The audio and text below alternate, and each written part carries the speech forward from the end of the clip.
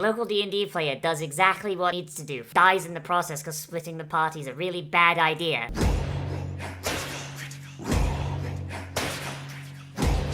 Hello there, ladies and gentlemen, and welcome back to another Monday, which means it is time for another Nozz watches Vox Machina. Oh boy. So, in the last episode, well, everything popped off.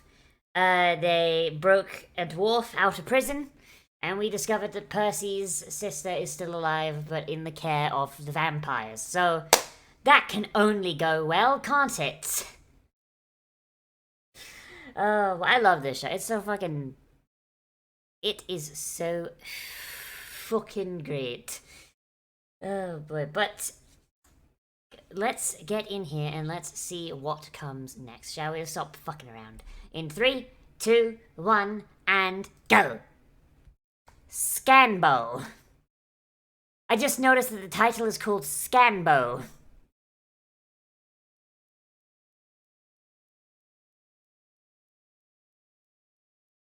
Why do I feel like Scanlan is about to become a fucking bimbo?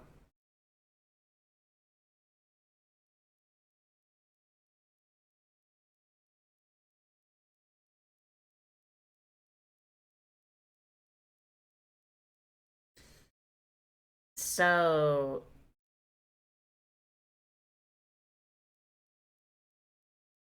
Whitestone, So the vampires took over Whitestone because it's resting on a fucking magical uranium mine.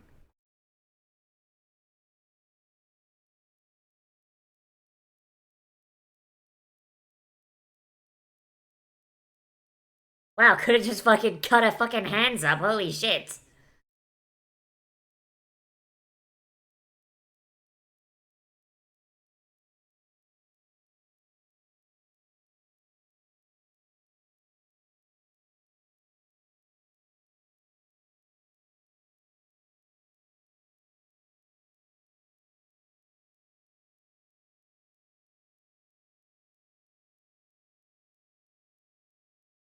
Oh my... This guy fucking betrayed the family so he could make a fucking uranium refinery. Holy fucking shit! This man's betrayed these noble people just because he's like, no, I want to fucking refine uranium, my dude. I want to shoot a fucking ICBM at fucking Faerun. Holy shit.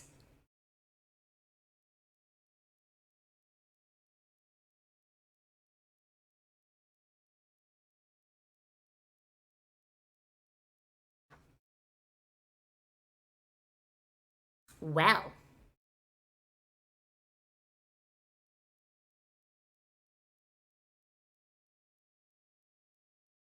Well. Another villain who's just like, man, I hate rich people. I mean, mood, but you don't gotta murder children for it. Holy shit.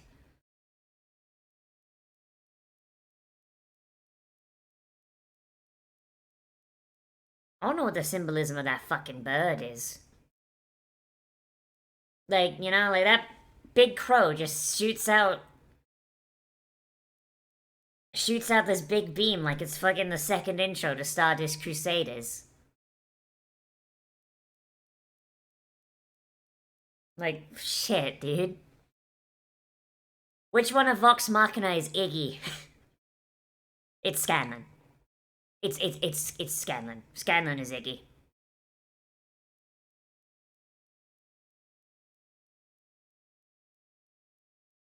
So I'm assuming this entire first season is just gonna be Whitestone, but like so there's gonna be more than one season, right? Because there's no way they just had like an entire fucking campaign that was based on one fucking character's backstory. That's just bad DMing.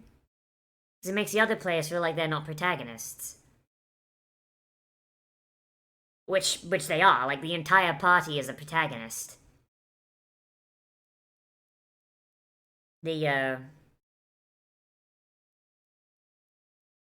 ideal is that you want, like, if you're going to bring characters backstories and stuff in as like arcs for the story, you do all of them.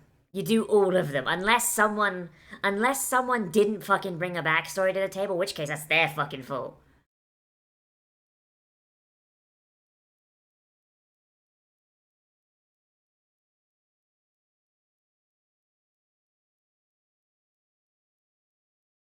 Let's go! PvP at the table! Let's go!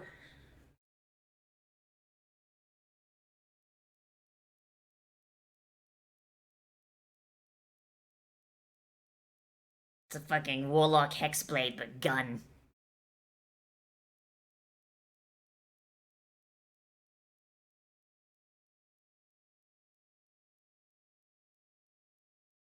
I did actually like play with someone once, and they were a hexblade warlock, but they homebrewed it like so that like their hexblade was actually a gun. I think it was like some sort of homebrewed class. I wasn't sure what it was about, but it seemed really cool. Like the gun was actually a fucking demon.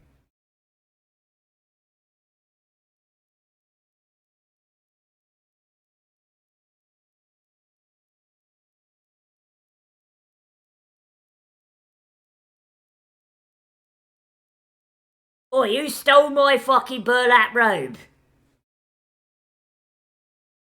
Ugh. Just eat around the penicillin there, my dude. Holy shit.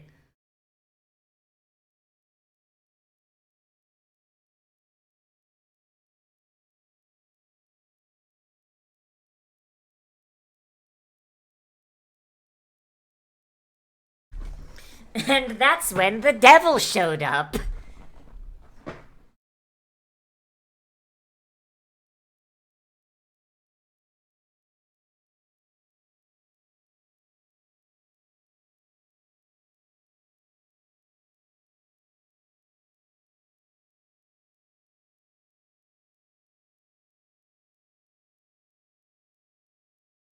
Edge, edge, edge, edge, edge. Okay, so where did he get access to this smithy?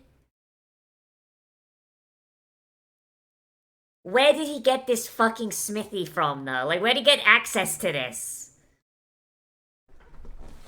Like, fucking. Oh my god. Edgelord characters always have this issue where it's like, oh yeah, and then I did this thing that requires materials and access that I just don't fucking have access to. Holy shit.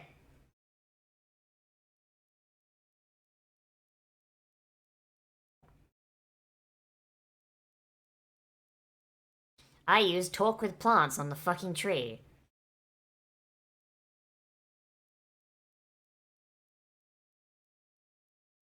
Let me guess, it's the fucking uranium mine, yes?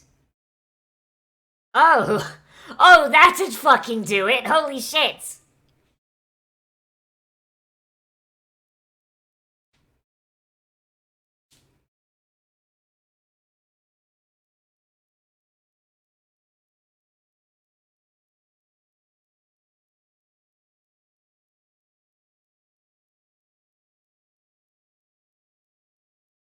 Grog can't read, can he?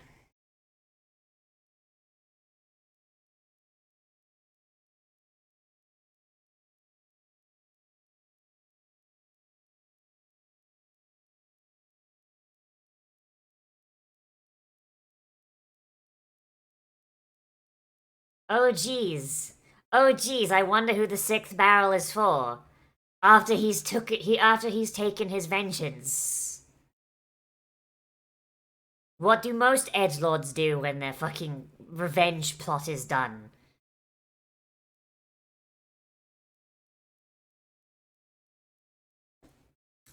Gun in mouth, pull trigger, bang.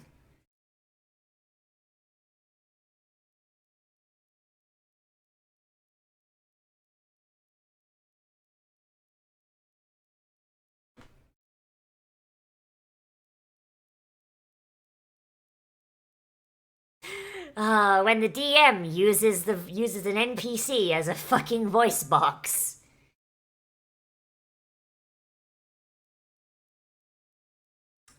But I mean, I guess confirmed. Grog can't fucking read.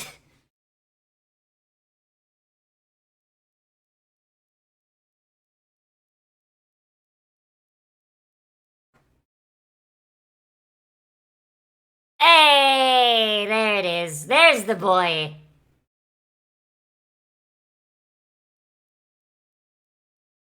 Yeah, and she's probably a fucking vampire right now, my dude. Holy shit.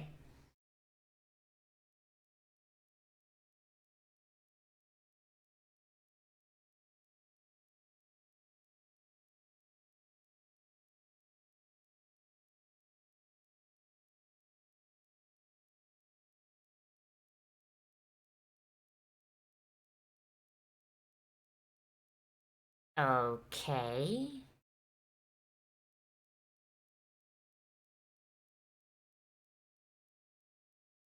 Wait, so the Kestrel is Cassandra? Like, but she seemed like she was very much on board with the vampires when we saw her last.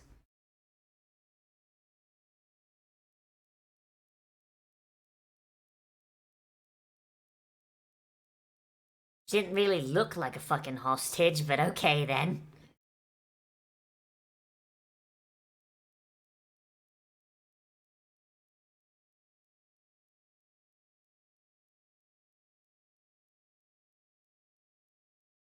Man, everyone just being a dick to the bard, huh?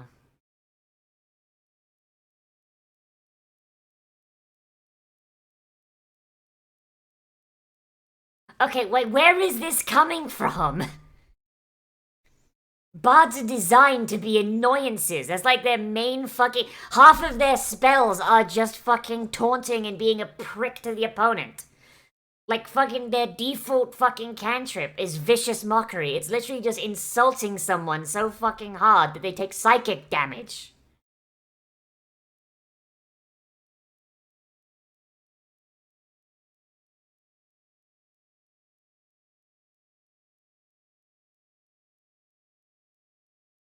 Ah, bag of holding.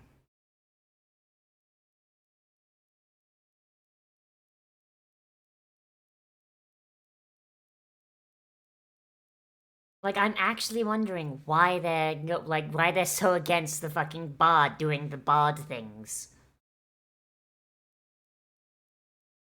Is it because it's the player's first character and they don't want him to just fucking kill himself?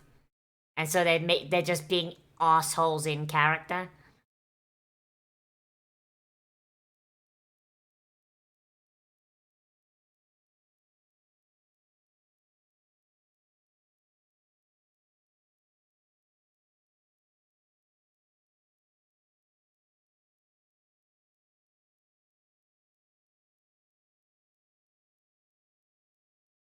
Whose footprints are these?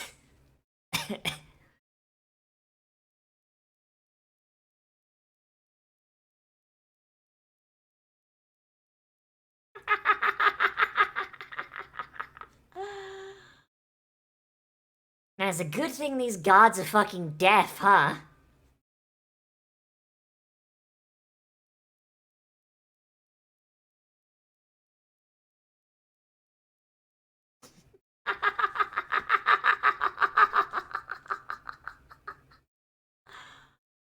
Uh, can't wait for Scanlan to just. Uh,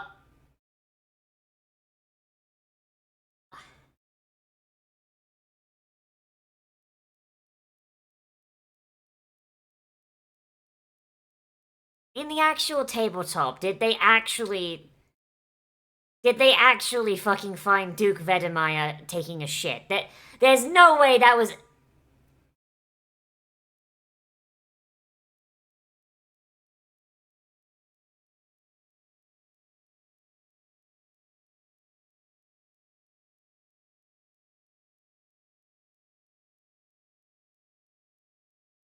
Oh, it's a blink potion! Hell yeah! But yeah, there's no way in the actual fucking tabletop they come across Duke Vedemeyer just taking a shit. Oh my god. I mean, the thing is, though, that'd be entirely fucking possible.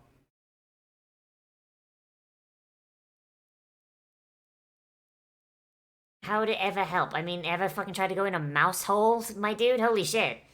Sometimes being size class tiny is very, very helpful. Holy shit.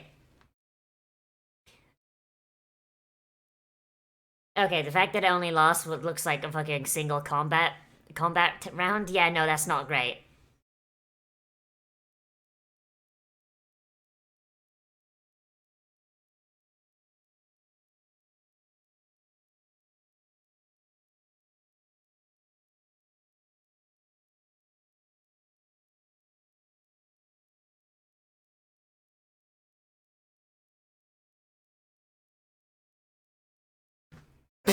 Oh! Why'd it have to be there? Holy shit! I mean, really, you really only strung two children, but like, most of them are adults, but okay. Hey! Potion of fire breath! Let's go! God, that's my favorite fucking potion. Oh my god. If ever I have an alchemist kit and the materials, like that's the first potion I try and make. It's so fucking helpful. And it doesn't cost a spell slot like the fucking spell of the same name.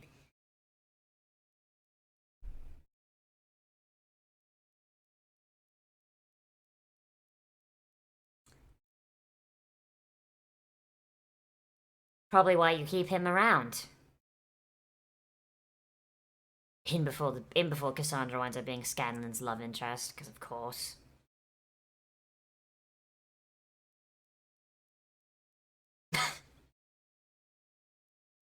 Well, that'll solve some problems. Fucking.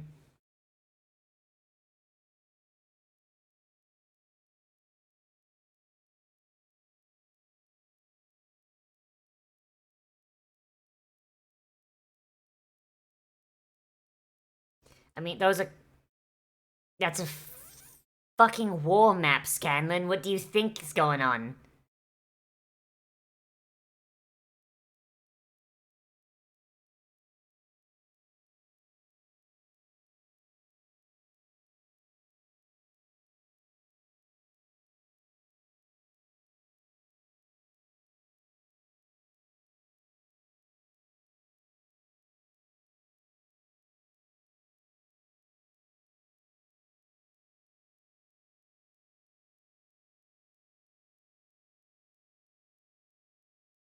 Oh my god, that is the fucking best. Oh my god. I've been reading this spell scroll and it's not working. Oh, I know, I'm a fucking bard. Why don't I sing it?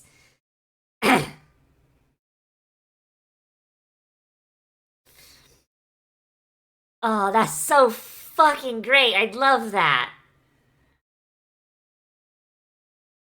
And I wonder what that was on the tabletop. Did he lose concentration, or was it like a form of was it a form of polymorph that only has a short time? The original polymorph lasts until cancelled, does it not? Or functioning, because doesn't it last 10 minutes? Like if you run out of health, I think you revert to normal as well. But I don't know.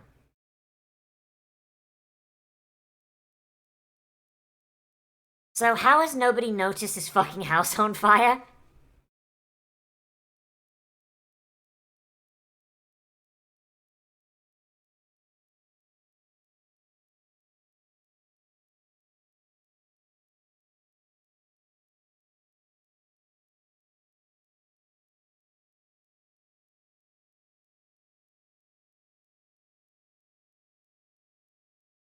Like how have they not know?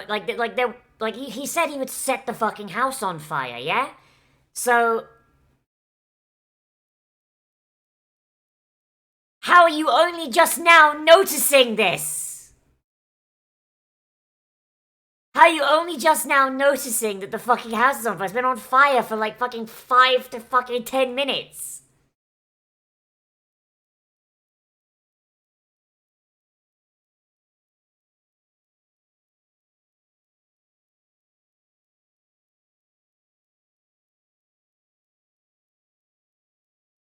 Imagine if, like, this was actually where Scanlan fucking died. Like, D&D player, local D&D player does exactly what he fucking needs to do. Fucking dies in the process because splitting the party is a really bad idea.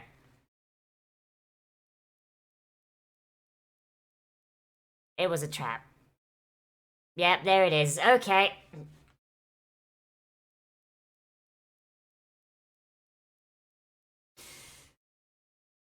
So maybe he should have been a halfling. Maybe he'd get, then maybe he'd have the lucky feet.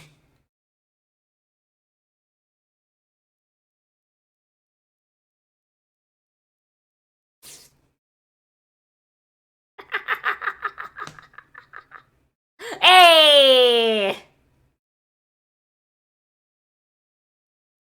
I was fencing with middle finger.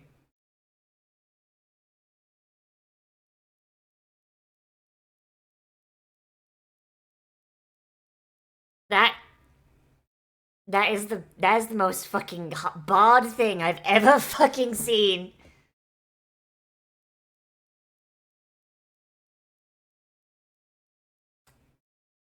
So I guess that's what happens. I guess that's the power of rage.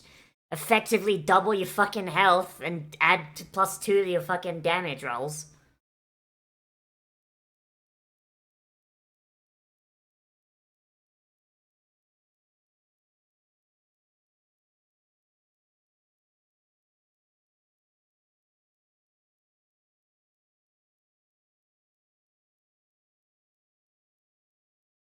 So maybe instead of going for the lightning there, maybe he should have gone for vicious mockery. Because vicious mockery, guess what? That doesn't require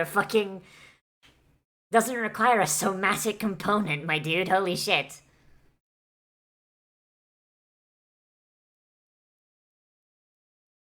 Did he just shoot lightning out of his cock?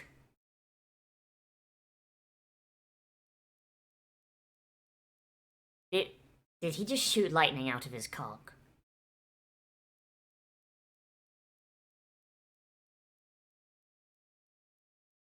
I mean, I guess technically a pelvic thrust is a somatic component, so I guess that's fine.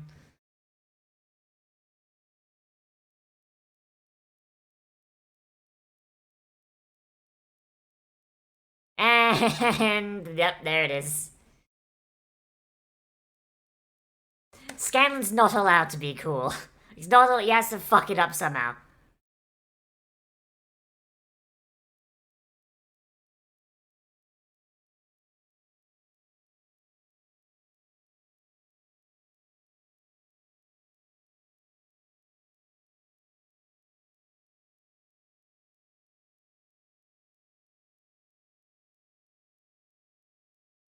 I mean, Anders has like double her fucking mass, my dude. You could easily make that shot. I don't know about that one, my dude. I don't think he's faster than a fucking bullet.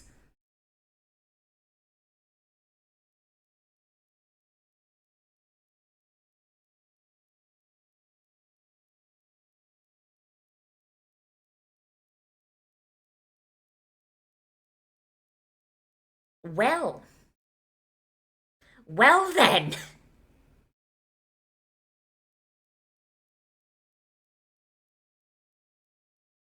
Wasn't expecting that. Alright then.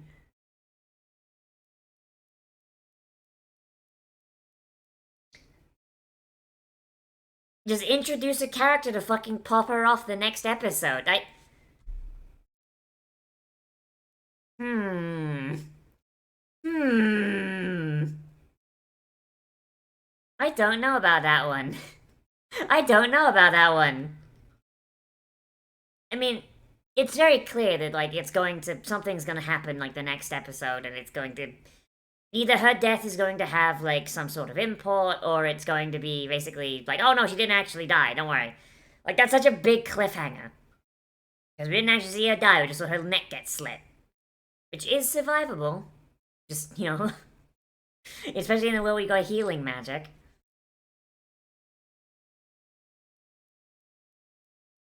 Oh boy, but that episode was actually pretty good. So, Oh boy, so stuff I liked. So the flashback to Percy and Cassandra growing up, that was pretty neat. Like just kind of like figuring out like, okay, what the fuck is Whitestone's whole thing about? Um, them living on a fucking magic uranium mine. That's actually pretty interesting, and the whole thing of just like, oh, let me build a refinery, and it's just like no, and I assume this refinery has been made, and it's caused everything to just go fucking really not great. I mean, it's implied. It's the implication, and I like that a lot. Um, the backstory of Percy. I mean, we finally got like a little bit of it, but like I mean, it's edgy as shit. I'll get into that in a bit, but um, like overall, there's like it's a very shit like it's very true to like how D&D parties actually fucking interact, and it's actually really nice because it's not standard to most written shows. Like most shows, like the party will be they'll have a conflict, or they'll have like everyone kind of be of the same mind, of the same goal, which I mean makes sense because tech if you were to think of like a story as like a one person D&D story, D&D campaign, like everyone's being played by the same player, including the fucking DM. So it's like, eh. But here we actually have a lot of contrasting personalities, people that really don't get along, and honestly, some of them fucking hate each other, and that honestly comes across really well, and it's actually pretty fun. Um, Scanlan's solo mission was pretty neat. Like him basically like it really does come across as someone who really doesn't really know what they're doing, and they've a lot less experience than everyone else. Um, but they're still kind of finagling their way through and doing their best. And that, honestly, that works really well from a meta perspective and from an in-universe perspective. I get the feeling that Scanlan is probably the least bloodied of every member of Vox Machina, because he's the one who's going around fucking whores and doing, like, bard shit, while everyone else is like, oh, I've got this deep, dark backstory. Ugh. Like, you know, like, it's... He's the one that's the least traumatized of everyone, so as a result, like, he's not... You know, he's not as... You know, he's not as experienced as everyone else, and that works from a meta perspective and an in-universe perspective, and that's really fun. I like that a lot. Um, like the whole thing with Scanlan just going through the house, that was absolutely fucking amazing. I liked that a lot. And then like while that's happening, like the party just blitzing through and trying to go after Anders, like everybody had their moment of cool. You know, you've got like Vex and Vax shooting arrows and fucking doing things. You've got Grug raging, fucking like the vines coming out and just slapping the shit out of people. Like it's really fucking good. And but the focus is on Percy, and like that cliffhanger with Cassandra just getting her fucking throat slit. Like that was honestly really fun. I like that as a cliffhanger for the next episode. Um, and just like there's the creativity of like D&D stuff being to put to like an actual thing. So a D&D spell, you have so your average spell, right? Not every spell has this. I did actually mention that Vicious Mockery only has a verbal component. Um, but most spells they have material components, verbal components, and somatic components. So a material component is something it's like, oh, to cast web, you need to have like a handful of cobwebs, right? But thing is, those are usually ignored by most DMs, and rules is written so long as you have your casting focus in hand or on your person, depending on your class. It's you bypass material components because your casting focus does that substitutes for that, except for things that have like components that are consumed on use, so like Revivify, which requires like 300 GP pearl. Um, now what? But that's the point. Then you got somatic components, which is like basically hand signs, basically, and you got verbal components, which is the magic words, basically. So for so like that, like that's actually being used pretty well. I don't know what fucking spell Scanlan is using to shoot lightning, but I'm assuming it's basic lightning bolt.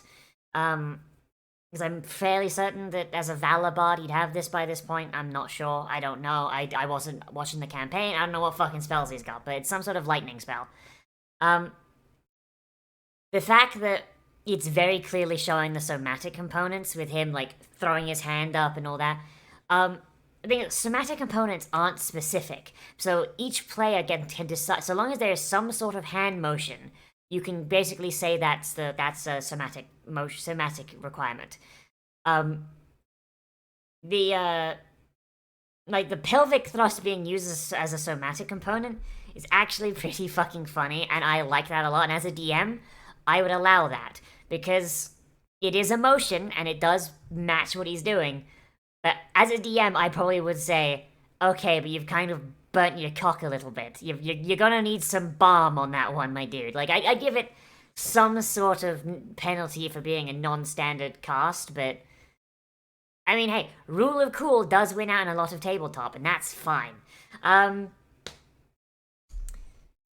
Yeah, like Scanlan was the absolute fucking star of this episode, which sucks because the episode really wanted it to be Percy. But I do say that a little bit in jest because the name of the fucking episode is Scanbo, for fuck's sake. But this story of in Whitestone, it is Percy's story, and I'm gonna admit he's the least interesting character. Like, this is Percy's character, and he's the least interesting person in it. Holy shit! Like, he's just fucking bargain bin edgelord, and his story, like, now that we've got like more of it, right? Even more of it. It's like, oh my fucking god! Like the Matt Mercer effect is in full fucking force here, and I just, oh boy. Okay, so whenever you have an edgelord in D&D, like they'll follow one of three archetypes, right? They'll follow either the Drizzt Erden archetype, which isn't Matt Mercer, thank God, but it's still not really good. And a lot of people think that it is actually a valid way to do a character because Drizzt is owned by Wizards of the Coast. He's one of their OCs. Or they'll go the Matt Mercer route. And I've only ever heard of this route. And I know it's called the Matt Mercer route despite the fact that, you know, it's a player in one of Matt Mercer's games, but it's still something that Matt probably helped with. Or at the very least, fucking, like, okayed. And it's this exactly, right? Like, it's, oh, I'm from a noble family. I was betrayed by someone who fucking hates nobles for some reason. Oh, geez, I can't see why. And I was chased into the woods. I got shot in the back. I made a deal with a dark force. And now I am on a mission of revenge. And I've dug fucking number of people I need to kill plus one graves. Like, it's so fucking trite that I refuse to believe that Percy is the first character to fucking use this archetype. Because like, oh my god.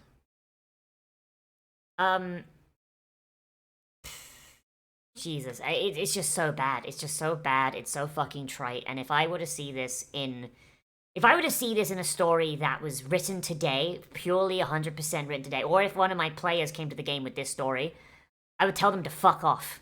I'd tell them to fuck off and come back with a better fucking story, because, like, holy shit. The thing is, you can do, like, a thing of, like, oh, I was betrayed and fucking... like, alright.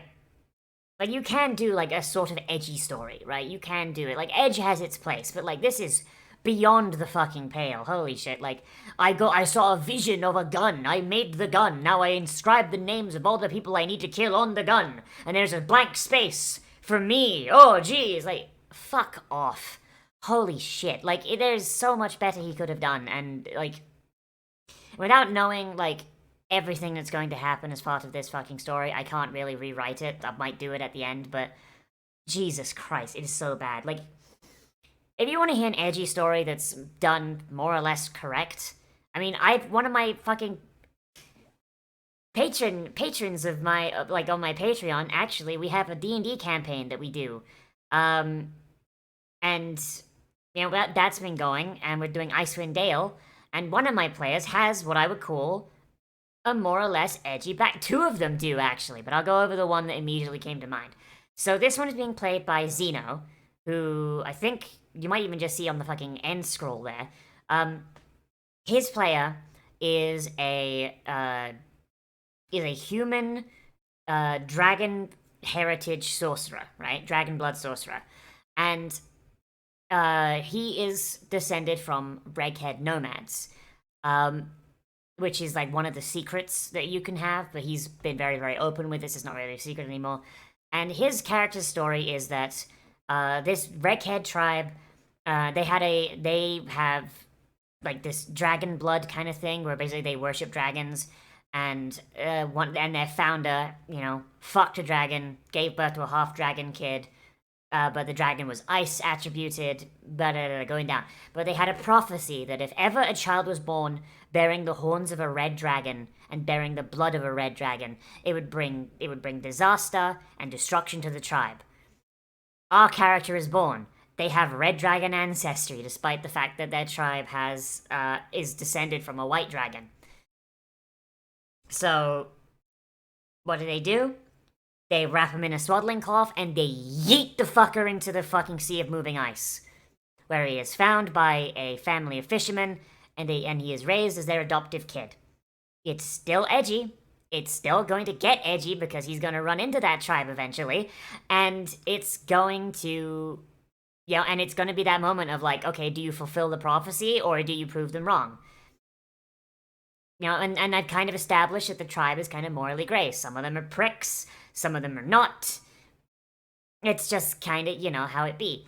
Like, that's edge. Fucking abandoned as a baby and yeeted into a fucking frozen ocean and recovered by fucking fishermen. That's pretty fucking edgy, but it's the amount of edge that allows you enough room to not be a fucking, like, psychopath about it. And that's honestly what Percy comes across as. Percy comes across as a fucking psychopath that has no fucking, like, what is Percy's goal beyond murdering these motherfuckers? He doesn't have one. He's a one-note character, and he makes him incredibly less interesting. Vex and Vax, they've got, like, this hatred of blue dragons. Like, but they still have, like, characters and arcs aside from that. They care for each other. They care for each other. They've got fucking, like, shit going on outside of it. They're not consumed by the fact that their fucking family was fucking killed. Grog is just like the angry Goliath that wants to fucking hit shit, but he's still an infinitely more interesting character. Scanlan is a fucking whore, still infinitely more fucking interesting. Like, Percy's a fucking plot device beyond that. It's just like he is the inciting incident for the rest of Vox Machina to be on this story, and the story focuses on him despite him being the least interesting person. If it wasn't for the fact that, like, everyone else steals the show, like, this would actually be a not great story. Like if the show does try and yoink our fucking attention back to Percy, but, like, because the others are just so much more interesting, like, they yoink it back, and I don't know if that's on purpose or not. If it's not on purpose, then, oh my god, then they accidentally made a very interesting fucking story with characters that have no bearing on it. The only reason they're there is to help Percy, but Percy's personality is that of a fucking wet dish rag. Holy shit. But yeah. Episode good. Episode good. I really like this show. I'm enjoying it. I'm enjoying the story. What I'm not enjoying is the character that the story is centered around. But yeah, I mean, it's one part of the show not working when all of the rest of it does. So that's entirely fine. But yeah, that's all I gotta say. So let me know what you thought of this down there in the comments, whether you liked it, you disliked it, or you want to bring up something I forgot to talk about, which is entirely possible. Oh boy. Remember to like, comment, favorite, subscribe, share social media, tell your friends, hit the share button down below. That all really helps out. And if you want, you can always support me on Patreon, which is linked down there in the description, or via Stream Elements, which is also linked down there. So we did actually speaking of Stream Elements, we did actually hit our $1,000 reward tier. So, I'm going to be doing the Dragon Maid Season 2 OVA. That's going to be coming out tomorrow. So, look forward to that.